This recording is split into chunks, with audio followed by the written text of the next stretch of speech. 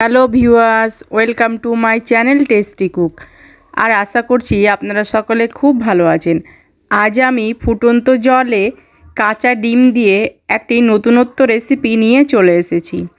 আর আপনারা যদি আমার চ্যানেলে প্রথম হন তাহলে আমার চ্যানেলটি সাবস্ক্রাইব করবেন, আর যদি করে থাকেন তাহলে আপনাদের অসংখ্য ধন্যবাদ। চলুন তাহলে রেসিপিটি শুরু করি। তো রেসিপিটি তৈরি করার জন্য এখানে আমি দুটো ডিম নিয়েছি, একটা নিয়েছি পেঁয়াজ। এবার আমি পেঁয়াজটাকে কুচি করে নিচ্ছি।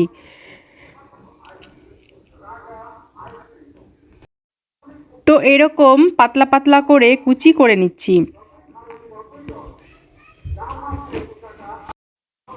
তো পেঁয়াজটা আমার কাটা হয়ে গেছে।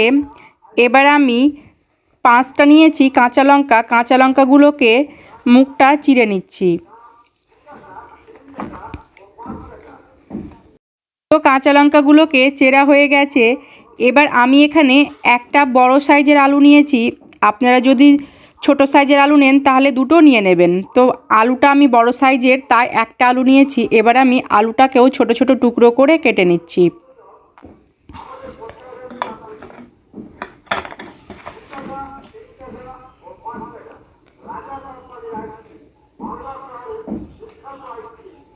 তো এরকম আলুটাও ছোট ছোট টুকরো করে কেটে নিয়েছি।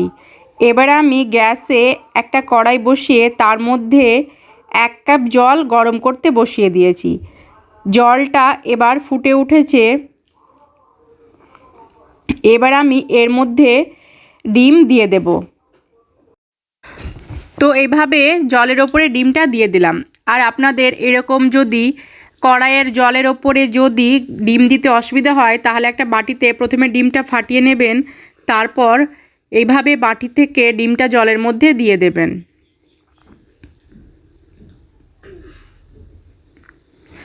এবার আমি গ্যাসের ফ্লেমটা মিডিয়ামে করে 3 থেকে 4 মিনিট ডিমটা সেদ্ধ করে নিচ্ছি। তো ডিমটা 3 মিনিট হয়ে গেছে। এবার আমি ডিমটাকে উল্টিয়ে দিচ্ছি। আর খুব বেশি সেদ্ধ করার দরকার নেই, এরকম হাফ বয়েল হয়ে থাকবে। আর ডিমটাকে তুলে নিতে হবে জল থেকে। তো ডিমটা হয়ে গেছে। এবার আমি জল থেকে ডিমগুলোকে তুলে নিচ্ছি। আর এই জলটা আমি ফেলবো না, এই জলটা রান্নাতে ব্যবহার করব, তাই জলটা রেখে দিচ্ছি। আমি আবারও গ্যাসে কড়াই বসিয়ে দিলাম। তার মধ্যে দিয়ে দিচ্ছি 2 টেবিল চামচ সর্ষের তেল। তেলটা গরম হয়ে গেছে। এবার দিয়ে দিচ্ছি হাফ চামচ গোটা জিরে, দারচিনির টুকরো। এবার দারচিনি আর গোটা জিরেটা একটু নাড়াচাড়া করে নিলাম তেলের মধ্যে। এবার আমি এর মধ্যে যে আলুটা কেটে রেখেছিলাম সেই আলুটা দিয়ে দিচ্ছি। আলুটাকে এরকম 1 মিনিট প্রথমে নাড়াচাড়া করে নিচ্ছি। আলুটা আমি 1 মিনিটের মতো নাড়াচাড়া করে নিয়েছি। এবার আমি যে পেঁয়াজটা কুচি করে রেখেছিলাম সেটা এর মধ্যে দিয়ে দিলাম। আর আপনারা চাইলে আলুটাকে ভেজে তুলে নিতে পারেন, তারপর পেঁয়াজটা ভাজার পর আবার আলুটা অ্যাড করে দিতে পারেন। তো আমি এরকম একসঙ্গেই আলু পেঁয়াজটাকে ভেজে নিচ্ছি। তো আলু আর পেঁয়াজটা ভাজা হয়ে গেছে।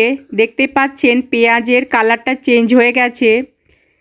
এবার আমি এর মধ্যে অ্যাড করে দিচ্ছি হাফ চামচ জিরে গুঁড়ো, হাফ চামচ কাশ্মীরি লঙ্কা গুঁড়ো। কাশ্মীরি লঙ্কা গুঁড়োটা দেওয়ার কারণে কালারটা খুব সুন্দর হবে। সামান্য একটু হলুদ গুঁড়ো, স্বাদ মতো লবণ, আর দিয়ে দিচ্ছি 1 চামচ আদা রসুন বাটা। এবার আমি সমস্ত মশলার সঙ্গে আলুটাকে খুব ভালো করে কষিয়ে নেব। সমস্ত মশলার সঙ্গে আলুটা খুব ভালো করে কষানো হয়ে গেছে। এবার আমি এর মধ্যে দিয়ে দিলাম চেরা কাঁচা লঙ্কা। কাঁচা লঙ্কাটা দিয়ে আর একটু নাড়াচাড়া করে নিলাম। এবার আমি আলুটা সেদ্ধ হবার জন্য দিয়ে দিচ্ছি জল। আর যেই জলে আমি ডিমটা সেদ্ধ করেছিলাম সেই জলটা এর মধ্যে দিয়ে দিলাম। আর জলটা খুব ভালো করে সমস্ত কিছুর সঙ্গে মিশিয়ে নিলাম।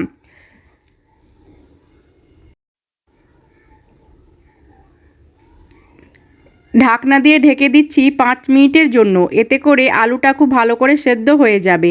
5 মিনিট পর আমি ঢাকনাটা তুলে নিলাম। আবারও আমি খুব ভালো করে একবার নাড়াচাড়া করে নিচ্ছি। আর আলুটাও সেদ্ধ হয়ে গেছে।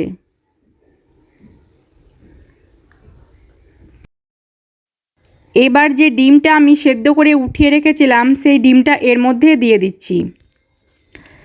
দিয়ে ডিমটাও খুব ভালো করে ঝোলের সঙ্গে এভাবে নাড়াচাড়া করে মিশিয়ে নিচ্ছি।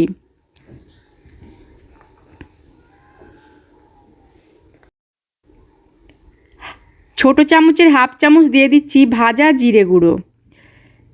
আর দিয়ে দিলাম কিছুটা পরিমাণ ধনেপাতা কুচি। তো ধনেপাতা আর ভাজা জিরে গুঁড়োটাও খুব ভালো করে মিশিয়ে নিচ্ছি। আর দিয়ে দিচ্ছি হাফ চামচ ঘি।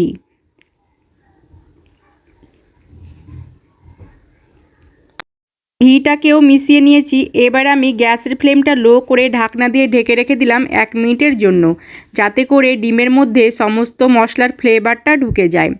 1 মিনিট পর আমি ঢাকনাটা তুলে নিলাম। আর এই রেসিপিটা কিন্তু আমার তৈরি হয়ে গেছে। আর এই রেসিপিটা ভাত, রুটি, পরোটা সব কিছুর সঙ্গে খেতে খুব ভালো লাগে। তো বাড়িতে অবশ্যই ট্রাই করবেন। আর রেসিপিটি যদি ভালো লাগে তাহলে অবশ্যই একটা লাইক করবেন আর কমেন্ট করে আমাকে জানাবেন। তো এবার আমি গ্যাসের ফ্লেমটা বন্ধ করে দিলাম। সবাই ভালো থাকবেন, সুস্থ থাকবেন। ধন্যবাদ।